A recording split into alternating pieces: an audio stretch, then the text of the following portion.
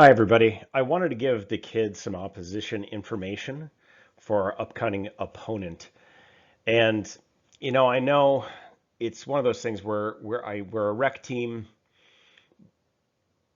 and I really appreciate everybody going on this journey with me as well, because I'm trying to hone my skills for data collection and also data presentation.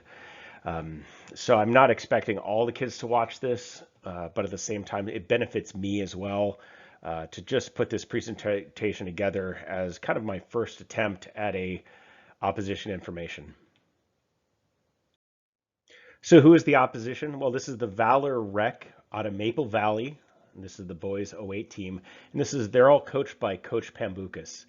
This team has been around as early as 2018. That's the first record that I have. They've probably been around for longer than that. This is a true rec team just like us.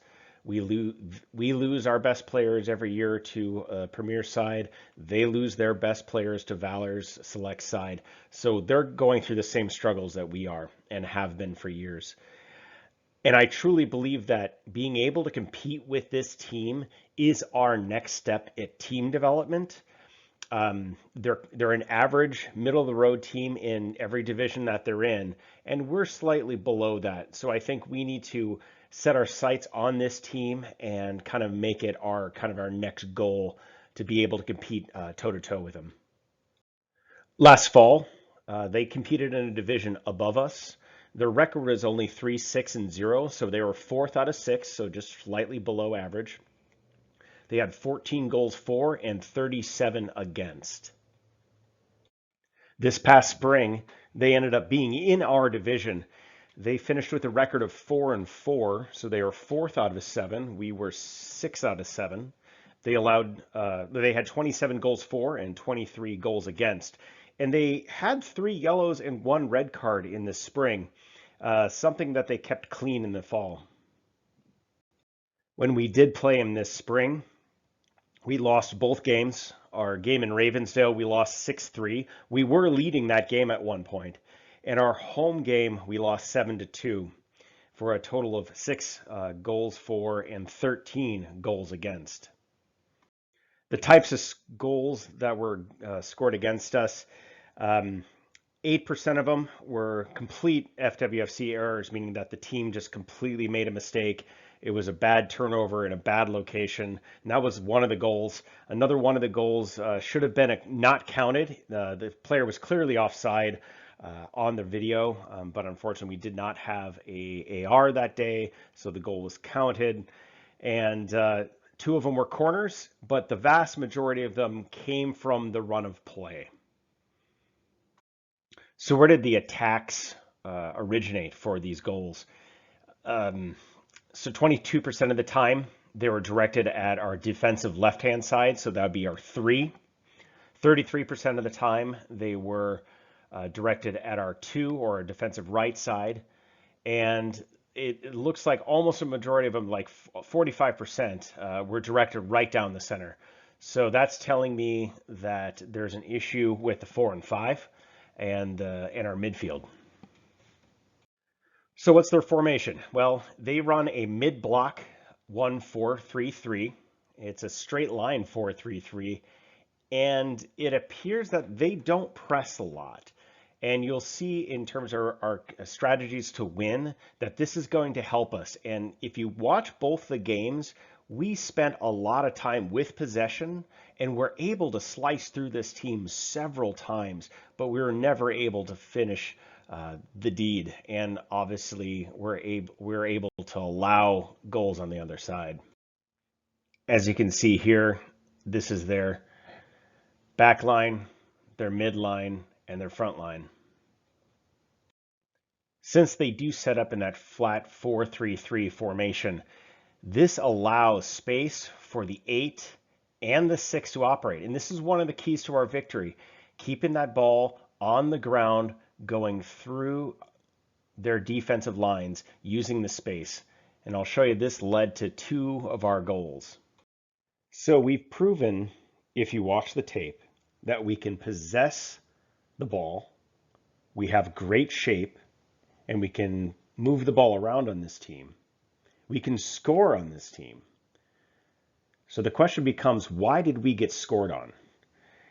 And after looking at all the goals, and I don't want to show you all of them, is a general lack of aggression and incorrect tactical decisions by our back line. So this clip will highlight tactical incorrect decisions by our back line. We possess the ball very well using our shape. We're trying to build out of the back. A small mistake occurs and the ball gets turned over. Now this next thing happens in several of the goals scored against us, is that the 4 and the 5 abandon the most dangerous real estate in front of the goal and shift completely, both of them, over to the side to the ball. They gravitate to the ball.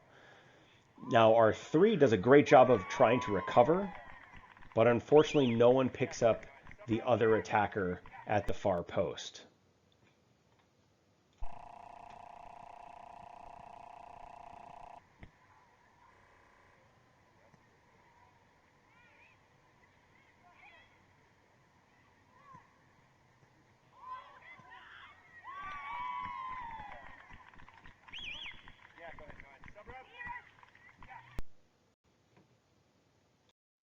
So this clip will highlight a lack of aggression from our back line, specifically the 4 and 5, but the 2 and the 3 are also culpable in this. And it occurs a lot, especially if we go down a couple goals. The back line retreats and retreats and retreats. And instead of having the confrontation line somewhere between the end of the center circle and that entrance into the final third for the opponent, they retreat all the way back to the 18-yard line or even farther. And I get it. I understand. We had an awful experience here this last winter and spring. We were losing, 6-0, 8-0, 9-1. But we have to mentally change our model, saying we have to be aggressive. We can no longer shrink from that responsibility. And a part of our training going forward will be to teach these boys to maintain that high line, to interrupt this pass. Now, the 6 does his job by trying to screen the back line, but unfortunately the back line is nowhere near there. The opponent is able to turn, get ahead of steam. Goalie makes an error, and the far post, and the shot goes in.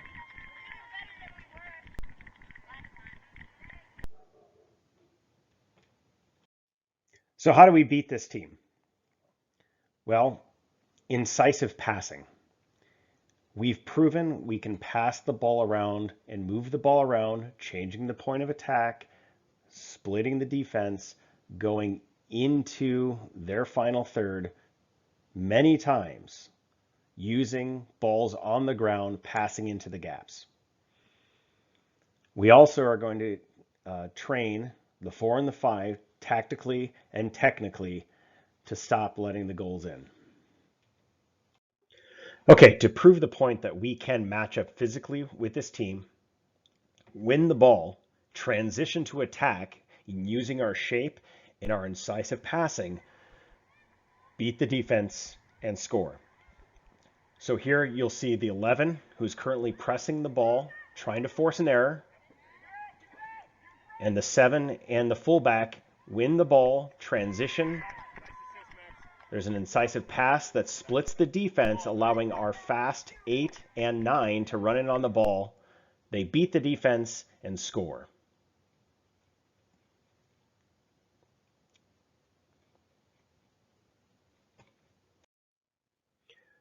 So here we have another type of attack. We are in a good diamond formation. There's our 8, our 11, our 6, and our 7. Our fullback is pressing up, ready to go wide and forward into this space. Now I wish our 9 and 10 were along the line, but our 10 came back to receive the ball to pass it up to the 8. So he's now retreating back to his location.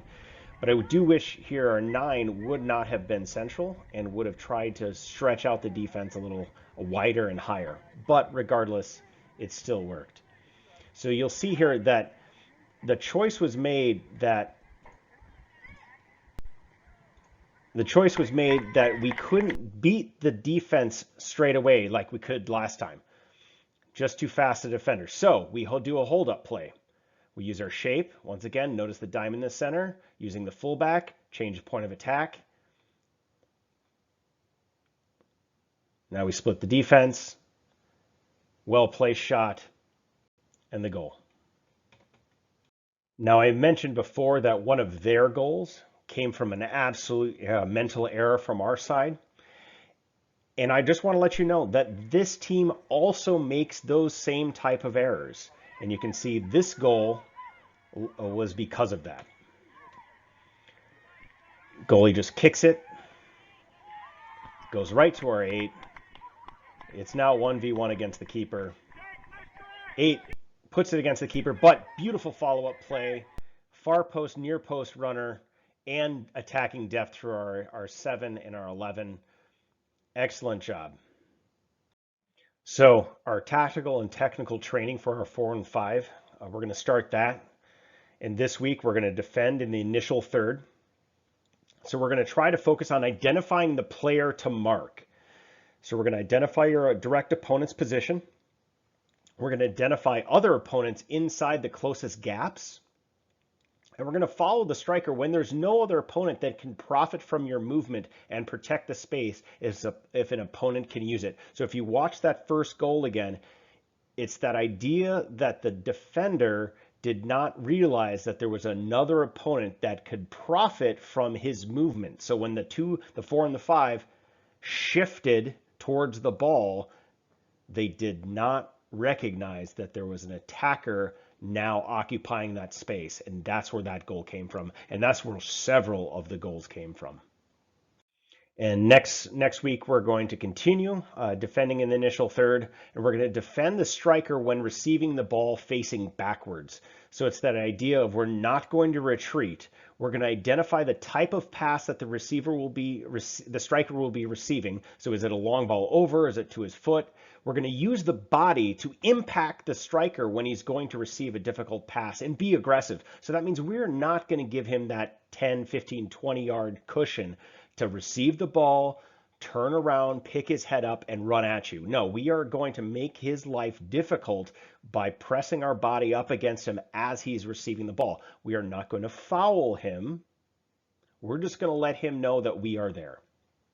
And we're going to prioritize not being surpassed by the ball possessor when they are going to receive a pass with a good trajectory. So that means we need to recognize, is it a bad pass or a good pass? Is it over the top or is it through? Okay, so if it's over the top, that means we may need to start our run early. So that means we can't close that distance with the attacker. We may have to start running towards, but that's only when the ball is lofted. And so we'll explore those different options. We'll try to put the boys in as many of those situations as possible. And as long as they do that, they'll learn and hopefully get better so we can cut down the number of goals that are being let through. So thank you so much for taking the time to watch this with me today. So I just want to let you know that what I did is I watched the tape. I gathered data. I found patterns. And from those patterns, I'm now deriving what we're going to train on. And so to me, the most important thing to train on for the next several weeks is our fullback pairing, our 4 and 5. And trying to get them more technically proficient and tactically proficient. And all we're going to do is we're going to put them in situations where they are under pressure so that they get used to doing that and being aggressive so that we stop letting balls through. So good luck, and I will see you on the pitch.